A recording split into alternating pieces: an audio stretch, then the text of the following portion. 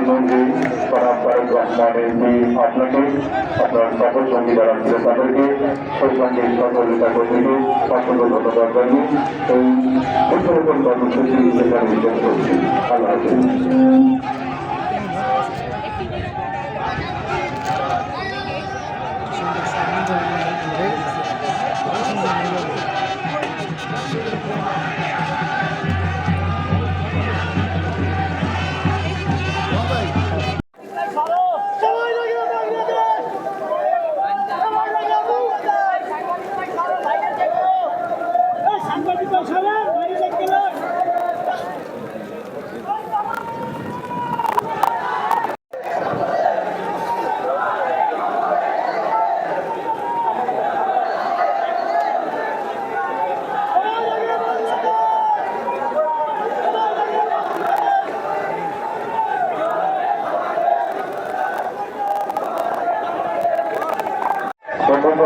মাননীয় প্রধানমন্ত্রীকে সবিনয় অনুরোধ জানাচ্ছি একটি নারিকেল গাছের চারা রোপণ করে আজকের এই বৃক্ষরোপণ কর্মসূচির শুভ সূচনা করবার জন্য এবং সেই সাথে মাননীয় প্রধানমন্ত্রীর অনুমোদনক্রমে সাগরদ্বীপ খালের উভয় পাশে উপস্থিত অনুরোধ জানাচ্ছি মাননীয় প্রধানমন্ত্রী জনাব তারেক রহমান এমপি।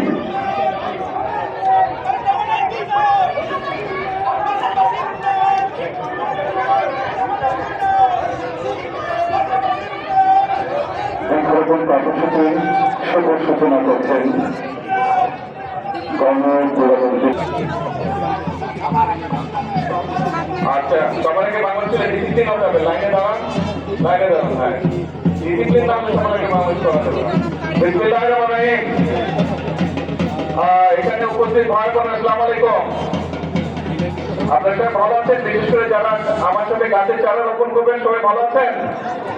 আচ্ছা, আমি আছি আলহামদুলিল্লাহ ভালো, আপনাদের দোয়া। এখন আমরা এখানে আজকে খুব সম্ভবত প্রায় 350 মতন চারা রোপণ করবো এই খালের দুপাশে। এ পাশে না, শুধু এক পাশে, দুই পাশে 350 মতন চারা রোপণ করবো। আপনারা আমাদের দলের বিভিন্ন নেতাকর্মী সহ এলাকার মানুষ এখানে আছেন। আপনাদের সকলের কাছে আমার একটা আহ্বান থাকবে যে এই যে চারাটা আমরা আজকে রোপণ করব, এই চারাটা রোপণ করলে শুধু আজকে দায়িত্বটা আমাদের শেষ হয়ে যাবে না। এই এলাকায় যে সকল মানুষ থাকেন, খালের দুই পাশে যারা থাকেন এবং যারা আজকে চারাটা রোপণ করছেন, আপনারা হয়তো এখান দিয়ে আসা যাওয়া করবেন আমাকে।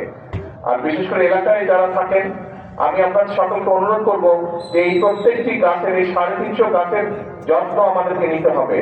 এই খালটা দেখেন কি সুন্দর খালটা বয়ে যাচ্ছে। এই গাছটা ইনশাআল্লাহ যখন বড় হবে তখন এই খালটা দেখতে আরো অনেক সুন্দর হবে। এই খালের পাড় দিয়ে যতটুকু আমি দেখলাম, নিশ্চয়ই বিকাল বেলায় মানুষ আসে, মানুষ বসে, এই যে বেঞ্চগুলোতে বসে। এই গাছগুলো যখন বড় হবে, গাছগুলো দেখতে আরো সুন্দর হবে, তখন বসতে আরো ভালো লাগবে। এবং বেঞ্চের কাছে যেহেতু গাছগুলো স্বাভাবিক, গাছটা বড় হলে বাতাস যখন উঠবে, বেঞ্চে যারা বসে থাকবেন তারা নিশ্চয়ই আপনারা তখন বাতাসটাও আরামটা বোধ করবেন। একই সাথে আপনাদের কাছে আরেকটা আমার অনুরোধ থাকবে, এই যে খালটার নাম কি? সাগরদিঘি খাল। সাগরদিঘি খাল, এই খালটা এই এলাকার জন্য নিশ্চয়ই অত্যন্ত গুরুত্বপূর্ণ একটা খাল, সিটি কর্পোরেশনের খাল। এই খালটার যত্ন করা কিন্তু শুধু সিটি কর্পোরেশনের একার দায়িত্ব না। এই খালটার যত্ন করা, খালের দুপাশে যে সকল মানুষ আছেন সকলকে আমাদেরকে এই খালটার যত্ন করতে হবে। আমরা যত্ন করতে, এই যে দেখবেন এই খালটা দিয়ে, এই খালটার মধ্যে পানির মধ্যে অনেক সময় অনেক বোতল টোতল আছে, এগুলো ভেসে গেছে, প্লাস্টিকের বোতল, পলিথিন, কাগজ, টিস্যু পেপার সহ আরো বিভিন্ন। অর্থাৎ আমরা যারা এখানে আসি, পার্কে আসি, হয়তো পানিটা খেলাম, ফেলে দিলাম খালের মধ্যে। আপনাদের কাছে আমার বিনীত অনুরোধ থাকবে যে এখানে আপনারা যারা উপস্থিত আছেন সকলে আপনারা যখনই যার সাথে দেখা হবে দয়া করে প্রত্যেককে বলবেন যে খালের মধ্যে আমরা এগুলো ফেলবো না। এবং সিটি কর্পোরেশনকে আমি অনুরোধ করবো, এখানে মনে হয় একটা ওই তো বিন লাগানো আছে, হ্যাঁ বিন লাগানো আছে, সকলকে আপনারা দয়া করে সিটি কর্পোরেশন দয়া করে মাইকেও প্রচার করবেন যে যারা এই খালে বসবে, খালের ধারে বসবে, বা যে সকল জায়গায় মানুষ বিকালবেলা আসে, বেড়াতে আসে, বসে, সবগুলো জায়গায় যাতে বিন লাগানো হয় এবং ময়লা যাতে মানুষ বিনের মধ্যে ফেলে, তার ব্যবহার যে টিস্যু, পানির বোতল বা যেটাই থাকুক সেগুলো যাতে বিনগুলোর মধ্যে ফেলে। এই কথাটা বলার কারণ হচ্ছে যে দেখুন, এই যে এখানে একটা পাইপ দেখা যাচ্ছে, এটা কিসের পাইপ? খালের সাথে এসে যুক্ত হয়েছে পানি। কিসের পানি? বাসা বাড়ির ব্যবহারের পানি? আচ্ছা, বাসাবাড়ি ব্যবহার পানি সিটি কর্পোরেশনের কাছে আমি অনুরোধ করবো যে আপনারা সেটা ড্রেনেজ সিস্টেম করুন, কিন্তু এই পানি বা সুয়ারেজ লাইনের কানেকশনগুলো খালের মধ্যে না রাখাই ভালো। এইগুলা যত তাহলে পরিবেশটা নষ্ট হয়ে যায়, এটা দূষিত হয়ে যায়। কাজে আমাদের নিজেদের পরিবেশ আমাদের নিজেদেরকে রক্ষা করতে হবে। আমরা যদি আমাদের নিজের ঘর গুছিয়ে না রাখি তাহলে ঘরটা যেমন ময়লা হয়ে যায়, ঠিক একইভাবে আমরা যদি আমাদের এলাকা, আমাদের এরিয়া, আমাদের পাড়া, আমাদের দেশ যদি আমরা নিজেরা পরিষ্কার না রাখি, নিজেরা যদি পরিবেশের খেয়াল না রাখি, তাহলে ভুক্তভোগী কে হবে? ভুক্তভোগী কে হবে? ভুক্তভোগী তো আমরাই হব, তাই না? অন্য দেশের সুন্দর সুন্দর জায়গা নিয়ে আমরা আফসোস করবো, এবং নিজের দেশের জায়গাগুলো সব আমরা নষ্ট করে দিব।